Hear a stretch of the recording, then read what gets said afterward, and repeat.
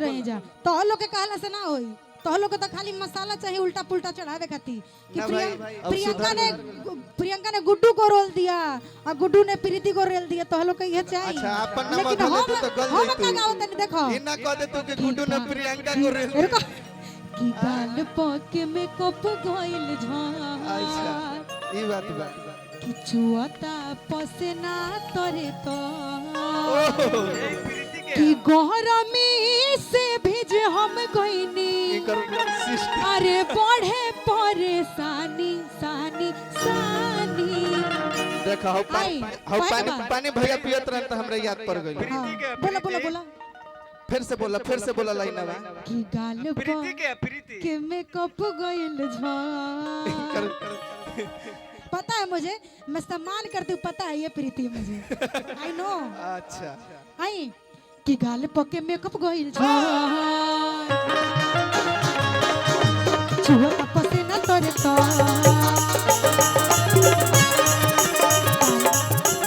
गाल पके मेकअप गइल झार छुआ तपसे न तोरे तो गरमी से भेज हम गइनी पढ़े पढ़े सानी सानी सानी तू गर्मी से भींग गइल बाड़ू देखो सही बात देखो बता ओकरो उपाय हमरा लगे बा हमारो बेटी को दवाई बेचेनी इंग्लिशो बेचेनी आ वो से ना होई त हम झारियो दम तरह के आ जाई हो तो चल पिया दी नींबू पानी 4 गो चुमा दे दी हो ये जानी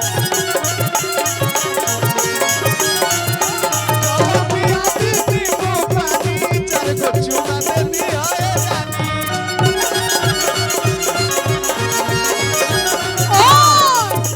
मोहन में जे तोहारा सबर रही राजा जी तो पतरे कमरिया जिंदगी भर रही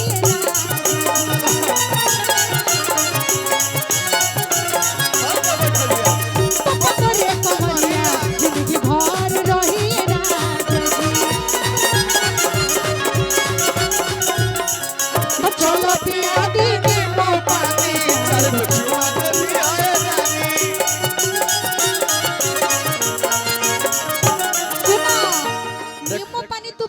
देखो प्रियंका हमरो मन बा लेकिन देखो अभी जब कतरा पसीना हमरा होता तेरे बुझात नहीं खे देखो कि कामना करे पंखा कूलर आई कि कामना ए ब्याज को आई बरहिया के भात खाए ना ना वो बाद में आइलो ठीक बा आई गुड्डू गुड्डू बाबू आओ आओ बोलो कि कामना करे पंखा कूलर कामना करे एसी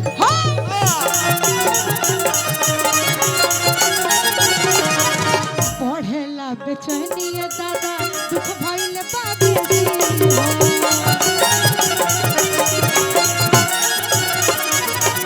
सुन तारा दुख बढ़ल बा ओकरो उपाय बा कि मन बात हमर गोरी सवर जइबू है पिया के बाजारा में पड़ जइबू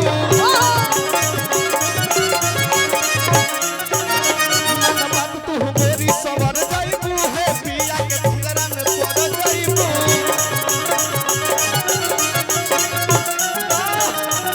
तू तो उल्टा पुल्टा सोचेला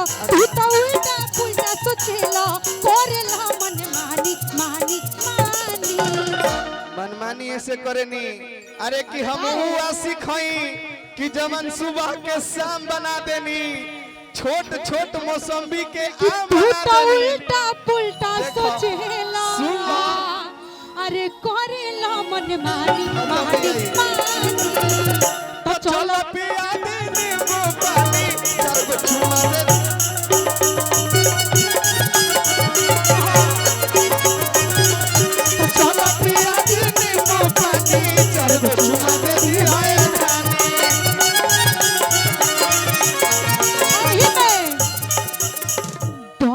जाता पाउडर हमार अच्छा उठ के उठलाली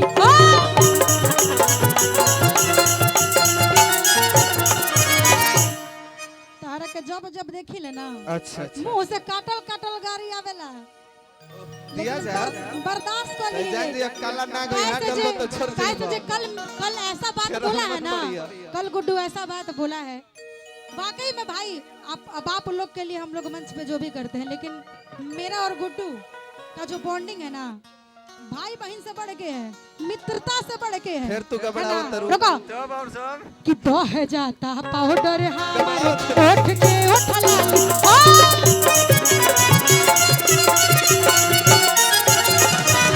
मुहावा से निकले हमारा काटल काटल गाड़ी हो।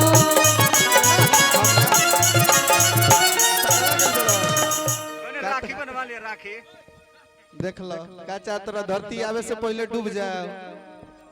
दोस्त थे हम लोग।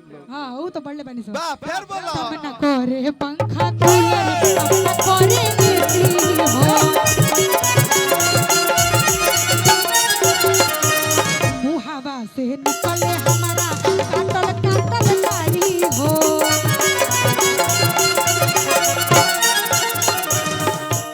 तो सुन ल तेरा गाड़ी निकलता तो हमरो सुन लो कि गुड्डू गुलजार के बात गोरी मानलो ना हो और जुना के होने तू मानलो ना हो। गुड्डू गुलजार के बात गोरी मानलो ना हो आके कोरा के अपना सकलो ना हो।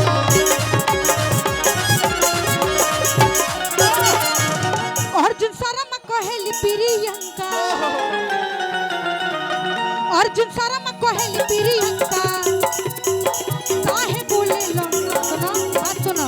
तीन गो अर्जुन शर्मा कहेली प्रियंका तोरे लो मन मानी मानी मानी देखा उड़ा दो। मानी करो तनी हमरो मन बा तो हमर मन रख दो। हर की चल पिया दे नींबू पानी चार गो चुमा दे दी है।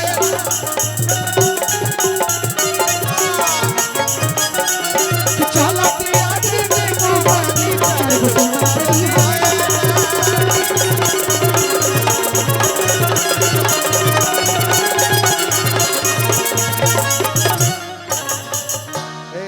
प्रियंका देखो दूल्हा जी भी आइए गई।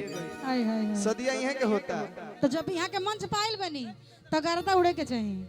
उड़ी नो तनी मित्र के बोलाई अपने जी, तनी मित्र उत्र लोग के बोलाई ऊपर जितने